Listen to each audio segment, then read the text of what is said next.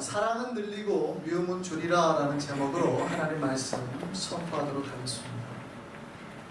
성경을 보면, 또 성경에 우리가 기록된 도리를 보면 우리를 헷갈리게 하는 것들이 있습니다. 이런 것들이죠. 우리가 예수를 한 번 믿으면 구원 천국 갈까요? 아니면 계속 잘 믿어야 천국 갈까요? 계속 가요. 괜찮아요. 대답하십니까? 그런데 그러면 우리가 예수를 한 번 믿고 예수를 영접하면 우리가 하나님의 자녀가 되는 걸까요? 계속 잘 믿어야 하나님의 자녀가 되는 걸까요? 우리가 예수를 한 번 믿으면 거룩하게 성화가 되는 걸까요? 우리는 성화는 계속해서 이렇게 주님 올 때까지 이루어가는 걸까요? 그러면 예수님을 굳이 영접할 필요가 없잖아요. 계속해서 우리가 알아가는 거니까 굳이 예수를 못 만나서도 괜찮다고 말해야 되는 거 아니에요? 그럼 우리가 오늘 죽으면 천국 못 가는 거 아니에요? 아직 정확하게 모르니까. 어느 게 맞는 걸까요? 여러분, 우리가 예수를 믿었으면 내 삶에서 저지르는 거짓말, 미워하는 말, 나쁜 말은 이런 거는 우리가 천국 가는 거하고 무관할까요? 아니면 우리가 삶에서 요만한 죄라도 지으면 천국을 못 가는 걸까요? 내가 예수를 영접했는데 어느 게 맞는 걸까요? 헷갈리죠? 여기 헷갈려요. 굉장히 신학적으로 굉장히 어려운 주제예요, 사실. 쉽게 말하지만 어려운 주제를 제가 요거에 관해서도 몇 번 말씀을 드린 적이 있습니다. 구원에 대해서. 오늘은 이 말씀 드리려고 하는 건 아니니까 이런 헷갈려하는 것들이 있다 이 말이에요. 예를 들어서 하나님이 자기에게 순종하는 사람들에게 은혜를 내리실까요? 아니면 그렇지 않고 죄인들에게도, 하나님 모르는 사람들에게도 은혜를 내리실까요? 하나님은 누구에게 은혜를 내리실까요? 하나님 말씀에 열심을 내는 사람은 자기가 열심히 하는 걸 보고, 우리가 순종하는 걸 보고 우리에게 은혜를 내리기를 바라요.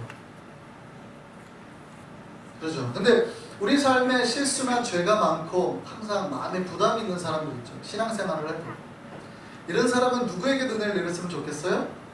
죄를 좀 짓고 실수를 하고 가끔 하나님은 모른 척 해도 그래도 우리에게 좀 은혜를 내려줬으면 좋겠다는 거죠. 그런데 생각을 해보세요. 우리가 열심히 한다고 하지만 여러분이 항상 잘하세요? 우리는 하나님 앞에 한 번도 죄 안 짓고 살까요? 그러진 않겠죠. 그러니까 자기가 잘못했을 때는 그러면은 내가 하나님은 열심히 하고 그런 사람에게 복 주기를 바란다고 했음에도 불구하고 내가 실수하고 죄를 범했을 때 그 순간만큼 어땠으면 좋겠어요? 요거 한 번만큼은 봐줬으면 좋겠어요. 우리가 다른 누군가가 잘못을 했을 때 함부로 정죄하면 안 되는 이유, 다른 사람이 신앙생활 제대로 못한다고 함부로 비난하면 안 되는 이유, 그럼에도 불구하고 우리는 끊임없이 주님 앞에 열심으로 서야 됩니다. 인간의 입장에서는 열심으로 서는 거고요. 하나님은 우리 앞에 항상 은혜로 넣는 거예요. 방향이 다른 거예요. 어쨌든요. 그럼에도 불구하고 사람들은 자기에게 좀 유리하게 해석하고 싶어 하는 거예요. 오늘 본문 말씀이 이렇게 헷갈리는 것 중에 하나예요.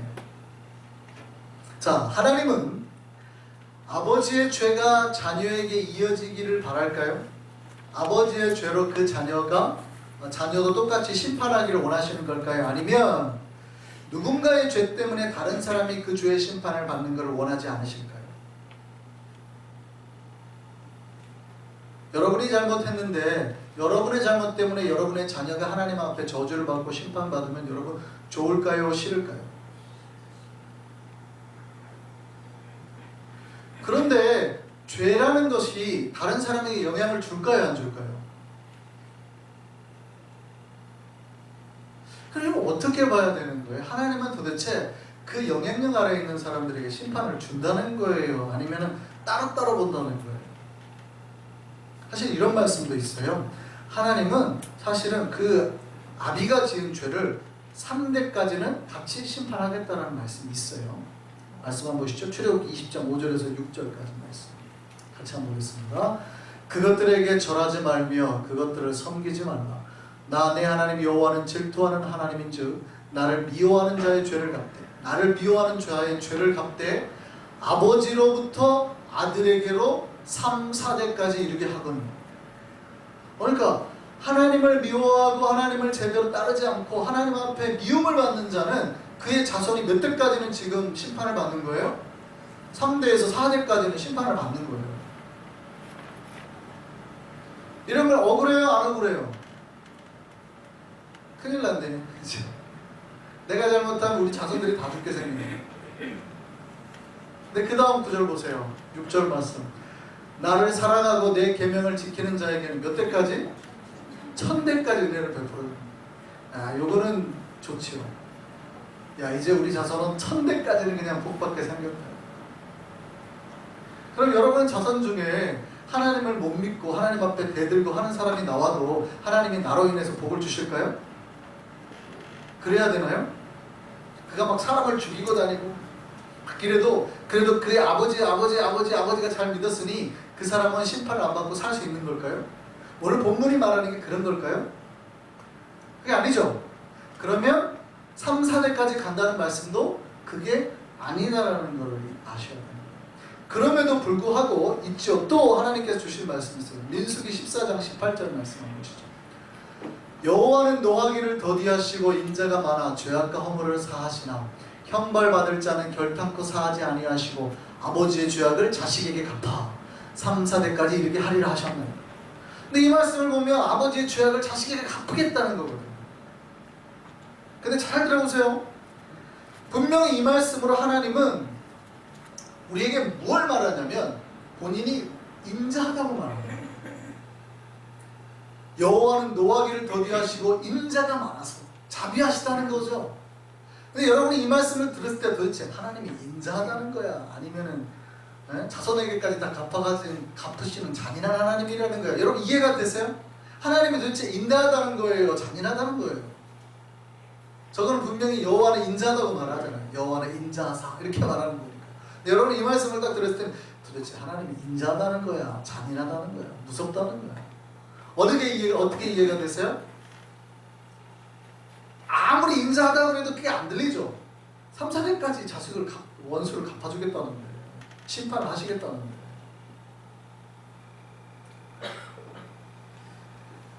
하나님은 이 말씀으로 우리가 은혜를 받을 거라고 주신 것 같은데 우리는 공포를 해요. 하나님은 1000대까지 우리에게 복을 받으라고 이렇게 말씀하시는데 우리는 어느 메시지에 공포를 느껴요?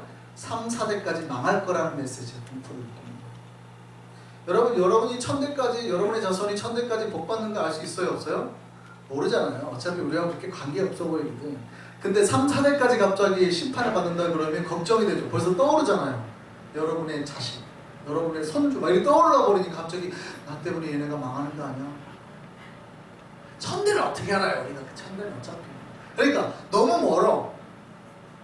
근데 거기에는 은혜를 못 받아요. 1000대까지 복 받는다는 말에는 전혀 은혜를 못 받고 3, 4대까지 나 때문에 망할 수 있다는 것 때문에 공포와 두려움을 느끼는 거예요.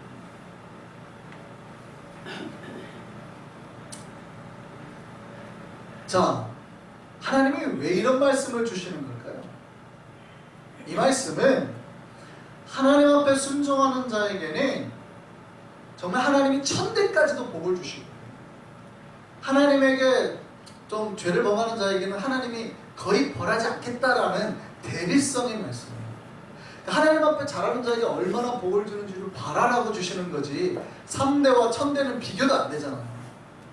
그러니까 하나님 앞에 나와서 믿고 하나님 말씀에 따르는 자가 얼마나 잘 되는지 내가 보여줄 거야 라고 말씀하시는 거지 내가 기억했다가 3대까지 가만 안 둘 거다. 근데 그 자손이 너무 잘 믿어요. 그 자손이 너무 잘해. 근데 아버지의 죄 때문에 망해야 돼요? 하나님 그렇게 하세요? 안 돼요.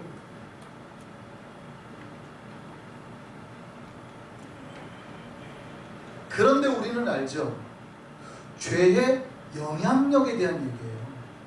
3대나 4대까지 간다는 얘기는 죄의 영향력이 있으니 조심하라는 거예요. 죄는 뭐가 있다? 영향력. 그러니까 이 잘못된 죄의 영향력이 그의 아들들이나 자손들이 아무리 좋아도 영향력 안에 들어가면 그 죄 때문에 심판을 당할 수도 있다는 거예요. 하나님이 목적한 바는 아니에요. 예를 들어서 이런 거예요. 부모가 마약 장사를 합니다. 그러면 자녀가 안전할 수 있을까요? 없을까요? 없죠. 이 아이가 어린아이여가지고 마약을 하는 애가 아닌데도 불구하고 굉장히 불안한 거예요. 언제든지 이 아이는 약에 노출될 수 있고, 아니면 뭐 총싸움하다가 그냥 잘못해서 자기 아버지 때문에 영향을 받을 수 있는 거예요. 이게 이제 죄의 영향력이에요. 여러분, 성경에 나오는 안타까운 예화 중에 하나가 있어요. 요나단은 믿음이 좋죠. 요나단은 하나님을 그렇게 잘 믿죠. 용사입니다. 나가가지고 자기 종 하나 데리고 뭐 블레셋 사람 20명을 죽이고 올 만큼 뛰어난 용사입니다. 근데 요나단의 최후가 굉장히 슬퍼요. 죽임을 당하죠. 누구 때문에? 아버지 때문에. 아버지 사울이 기어이 안 해야 될 전쟁을 하거든요. 근데 아들이니까 안 따라갈 수 없잖아요. 그러니까 같이 죽어버리는 거예요. 요나단이 하나님 앞에서 잘못됐다라는 게 별로 없어요, 성경에. 근데 죄의 영향력이라는 게 이렇게 무섭다는 거죠. 이 말씀이에요, 이 말씀. 우리가 하나님 앞에 바로 서지 못하면 죄의 영향력 아래 들어갈 수 있다라는 거예요. 술을 마시는 집안의 아이가 앞으로 술을 가까이 할 수밖에 없죠. 가능성이 높다는 거예요. 여러분, 부모가 신앙 안에서 거룩하게 사는데 갑자기 자녀가 술을 마시거나 도박하기가 쉬워요? 그럴 확률은 없습니다. 안 한다는 뜻이 아니라 그럴 확률이 굉장히 낮아요. 그런데 어려서부터 술을 가까이 하는 집안이 있어요. 제가 아는 집도 있는데 어려서부터 그 집은 술을 너무 좋아해요. 명절만 되면 다 술 마시고 매일 밤에도 술을 마시는 집이 있어요. 그 집을 보면 누나도 술 마셔, 뭐 다 가족들이 그냥 술을 마셔요. 너무 자연스럽게. 그러니까 영향력 아래 들어간다는 거죠. 죄는 영향력이 있다는 거예요. 이거를 간과해서는 안 돼요. 이거를 간과해서는. 그런데 오늘 본문 말씀이 말하는 게 뭐예요? 오늘 본문 말씀 다시 한번 보시죠. 같이 한번 보겠습니다. 아버지는 그 자식들로 말미암아 죽임을 당하지 않을 것이요 자식들은 그 아버지로 말미암아 죽임을 당하지 않을 것이니 각 사람은 자기 죄로 말미암아 죽임을 당할 것입니다. 무슨 얘기입니까? 누군가가 죄의 영향력 아래 있다 하더라도 그것만으로 사람을 함부로 그 사람을 정죄하지 말라는 거예요. 그가 미리 죄가 있는 것처럼 하지 말라는 거예요. 예를 들어서 어떤 아이의 부모가 마약을 팔았다고 해서 그러면 이 아이는 부모의 영향력, 죄의 영향력 아래 있잖아요. 그거를 보고 미리 예단하는 거예요. 사람들이. 뭐라고 말하냐면 얘는 마치 커서 마약상이 될 것처럼 해가지고 얘를 죄인 취급하지 말라는 거예요. 쟤는 앞으로 뻔해 장래가. 하지 말라는 겁니다. 술을 많이 마시는 집안의 자녀가 커서 마치 그게 죄의 영향력 아래 노출될 것처럼 미리 알코올 중독자가 될 것처럼 아유 제 인생 뻔하다. 쟤는 앞으로 술 먹고 살 거다. 하지 말라는 거예요. 이게 무슨 말씀인지 딱 구분이 되시나요? 죄의 영향력 아래 있다는 위험성은 다 견지를 하지만 그러나 그렇다고 해서 죄의 영향력 아래 있다고 해서 함부로 누군가가 죄가 있는 것처럼 미리 재단해서 우리가 미워하거나 정죄하면 안 돼요.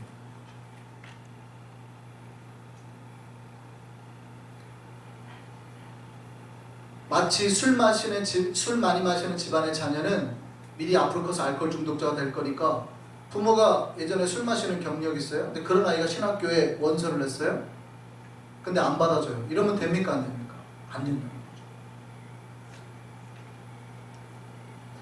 성경에서 죄가 자손에게 흘러가는 것처럼 표현하는 구절들은 죄의 영향력 아래에서 누군가가 그 죄의 영향력 아래 있으므로 심판을 당할 수 있다는 우려나 걱정 때문이지 함부로 미리 예단해가지고 누군가를 정죄하라는 뜻이 아닙니다. 하나님이 이스라엘 백성이 하나님의 말씀에 불순종했을 때 그 불순종할 때 하나님이 옆에 있는 나라를 들어서 이스라엘을 공격하게 하죠. 심판하게 합니다. 이스라엘 백성의 죄 때문이에요. 그러면 그때 하나님 앞에 불순종했던 사람들만 죽었을까요? 아니면 그들의 자녀나 거기에 있던 잘 믿는 사람들도 같이 죽음을 당했을까요? 네, 같이 죽음을 당했어요. 이건 왜냐하면 죄의 영향력 아래에 있기 때문에. 그러니까 그들이 누군가의 죄로 인해서 주변 사람들도 똑같이 심판을 당할 수 있어요. 그들의 자녀나. 그 얘기예요. 너희들의 죄가 3, 4대까지 갈 수 있다는 얘기는 이 죄가 영향력을 미칠 수 있다는 것이에요. 근데 그의 자손이 잘하는데 죽일 수 있어요? 그럴 수는 없죠.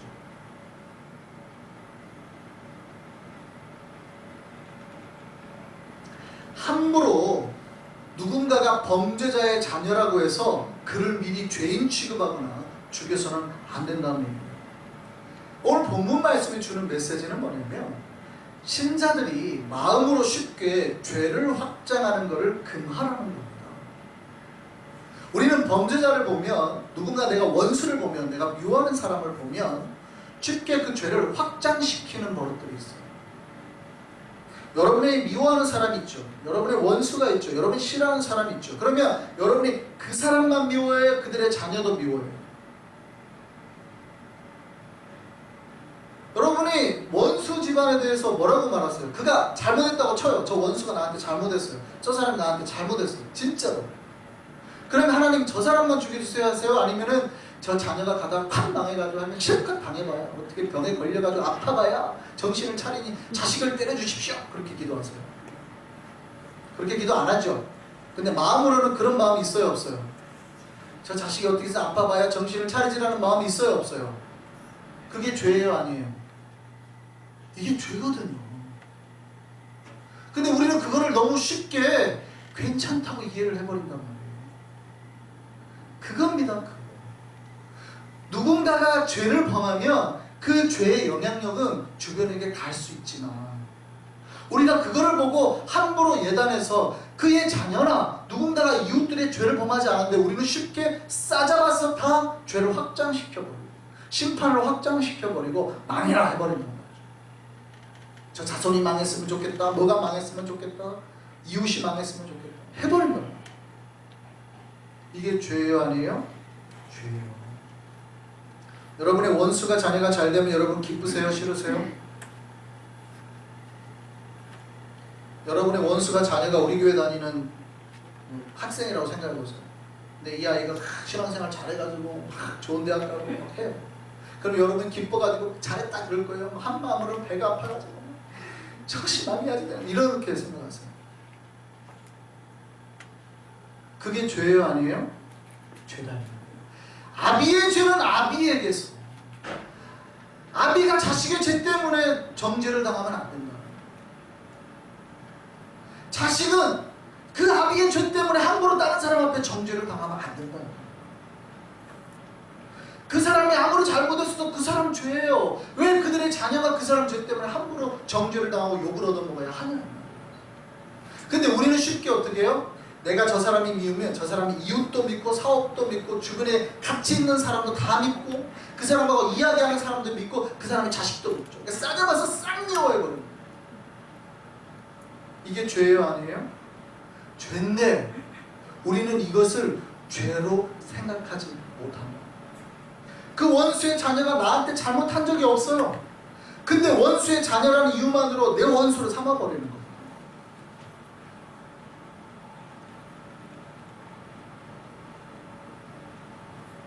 아비의 죄로 자식이 죽임을 당하게 하지 말라는 말씀은 아비가 죄를 범했으면 그 사람에게서 죄를 끊으라는 거예요. 더 이상 죄를 확장시키지 말라는 거예요. 그 사람이 나한테 죄를 범했던, 실제 교회에 죄를 범했던, 범죄를 했어도 그 사람에게서 그 죄를 끊지 더 이상 죄를 확장시키지 말라는 말씀이에요. 신자는 죄를 확장시키는 사람이 아니라 사랑을 확장시키는 사람입니다. 미움을 확장시키는 사람이 아니라 사랑을 확장시키는 사람입니다. 아멘입니까? 네. 이게 아멘입니까? 네. 따라하세요. 신자는 죄를 확장시키는 사람이 아니라 사랑을 확장시키는 사람들이다.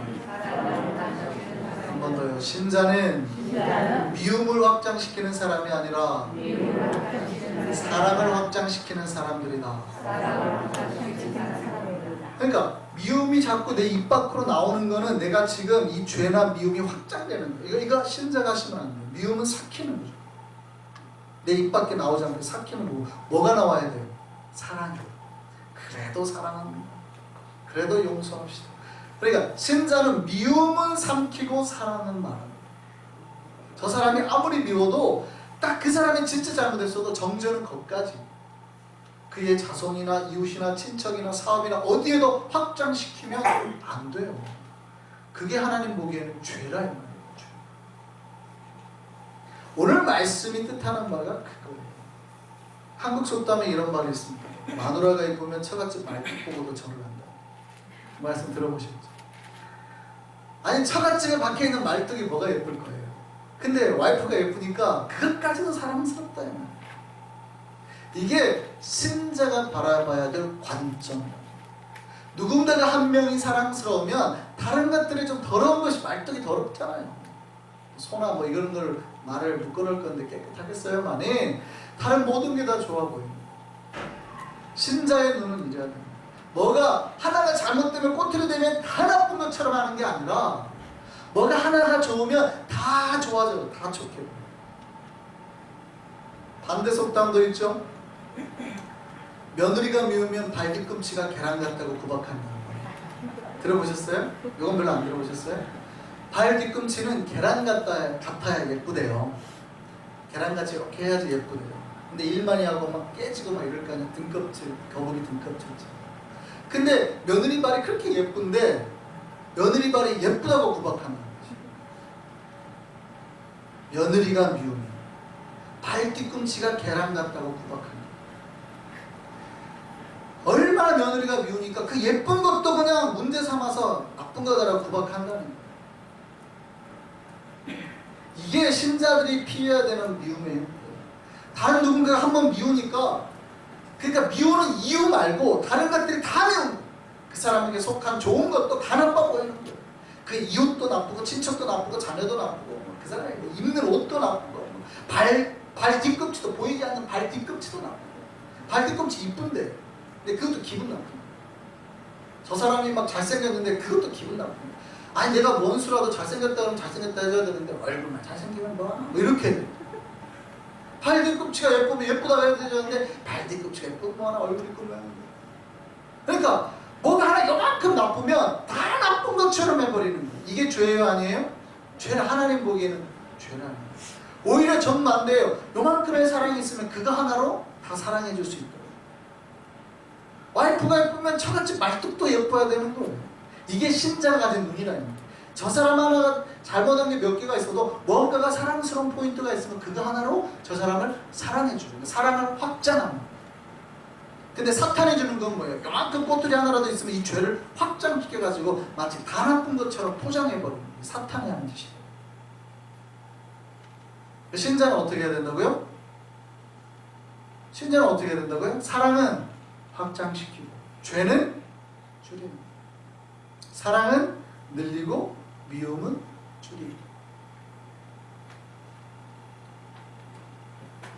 오늘 본문 말씀이 말씀하는 게 그거예요.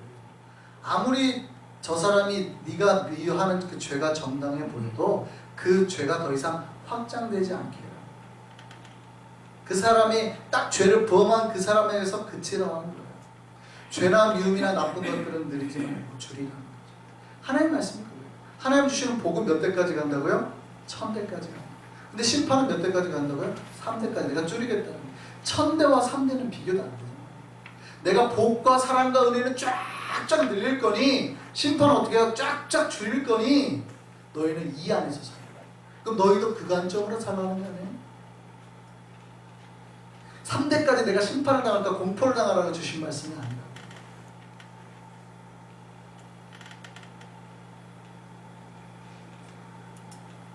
죄나 미움이나 나쁜 것들은 늘리지 말고 줄여야 되겠죠. 그런데 그 반대로 사랑은 늘려야 됩니다. 하나님은 당신께서 우리에게 주신 그 사랑을 땅끝까지라도 가서 전해야 되죠. 전하라고 말씀하셨죠. 우리가 그 사랑을 우리만 가지고 있지 않고 확장하기로 하셨어요. 그러면 신자는 뭐한 사람이에요? 우리가 받은 그 사랑을 확장하는. 근데 잘못되면 나쁜 거는 빨리 나와요.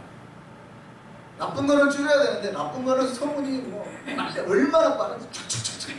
좋은 거는 그렇게 전하라 그래도 안 전해. 혼자 얼마나 좋은지 혼자 간직하고. 좋은 거는 나누고 늘리고 확장. 나쁜 거는 줄이고. 좋은 거는 1000대까지. 나쁜 거는 3, 4대까지. 3, 4대까지 줄이고. 이것이 하나님께서 우리에게 주신 마음입니다. 이 말씀을 따라서 주님 앞에 정말 사랑은 늘리고 미움은 줄이며 나아가는 그 주의 말씀의 뜻에 순종하고 나아가는 하나님의 사랑을 실천하고 나아가는 저와 여러분 우리 한성의 모든 백성들 되기를 소망합니다.